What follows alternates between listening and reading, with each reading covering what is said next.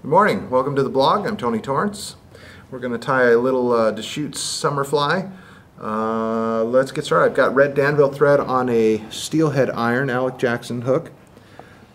These are nice to run on a dry line with a mono leader because they've got a little more weight to them. We're going to start out by tying in a tag.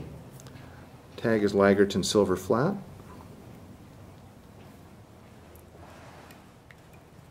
Usually wrap back, then come up.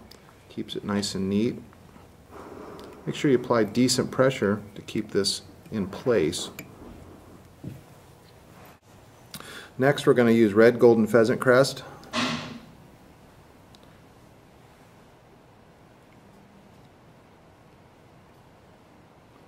Stuff can be a little squirrely. The key to it is finding a nice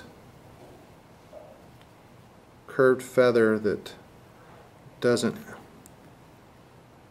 have a bunch of twist on it. When you look from the top of the feather, you'll know what I'm talking about. Okay, so I've got my tail in there. That might be a little bit long, but we're going to go with it. And then this is a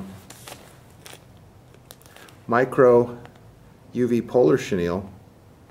This stuff is something new to me, and I'm really jacked about using it on a bunch of patterns, especially in this style with some different color combinations.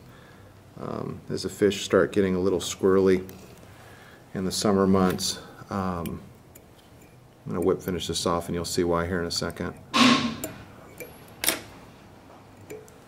Get a little squirrely, you can go to some darker colors. So now I'm going to take and make my body, and I'm using Uni-Stretch Hot Pink. I'm going to start up here about where my body should be and start wrapping back. Now it wouldn't be a bad idea to use white thread as an underbody, and when you start tying the fly, which is what I've done in the past a little bit, but today I started with red because I forgot. Now the head's going to be red on the fly, so it's really not that big a deal.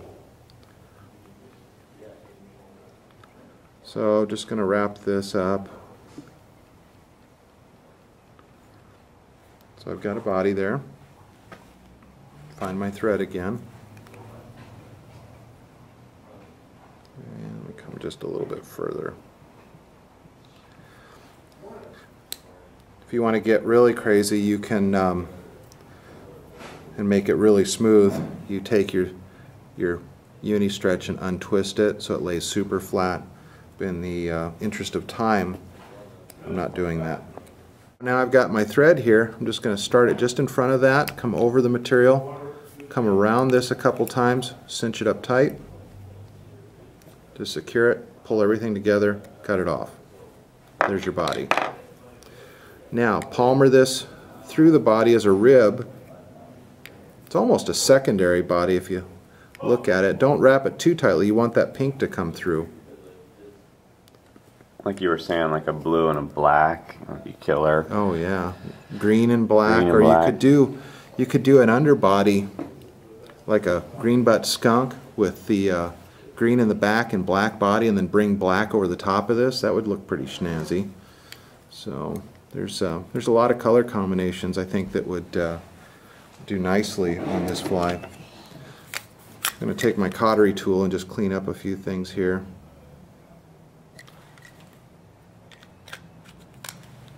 Okay, I've got my hackle all prepped, ready to go. Tie that in with the curved side towards the fly so it lays back.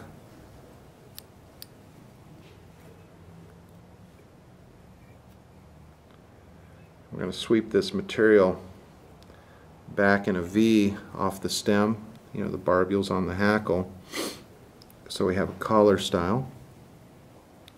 I tend to put a little more hackle probably than I should on this style of fly, but I like it that way. I like the way it looks.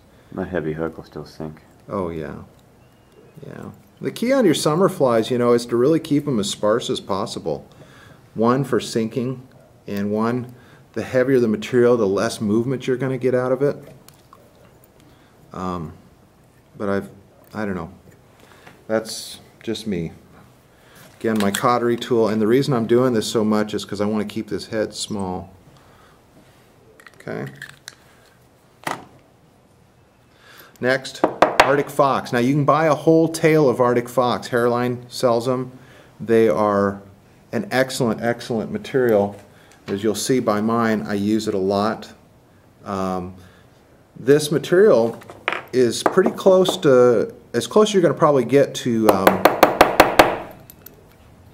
polar bear for a wing. And it moves. It's a little softer. What you do is you comb out with your comb, you comb out all of the under fur and just leave the guard hairs for the winging material. Now this one's been stacked, but not super stacked. And so I'm getting the length set, come around, pinch, cut the front. You can see I've got that material there like that. I'm going to come around it, loose wrap, pull it back a little bit and get it set. I want to take a look at length, and that looks fair. Okay, so I've got that in. Now I take my cautery tool again and I just clean this up. Okay, I leave a little bit sticking out because I want to wrap that down with my thread. Okay, so I'm getting that wing secured in there, getting the head smoothed out, still keeping it relatively small. Take my whip finisher.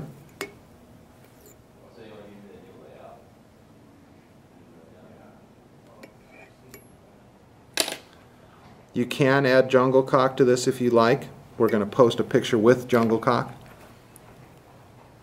so you can look at that. And there you go.